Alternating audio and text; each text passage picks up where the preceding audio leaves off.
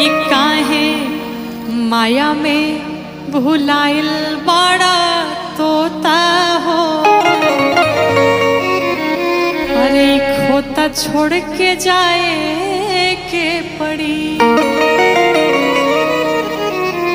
सगरी स्वार्थ खातिर निमन बाउर होता हो।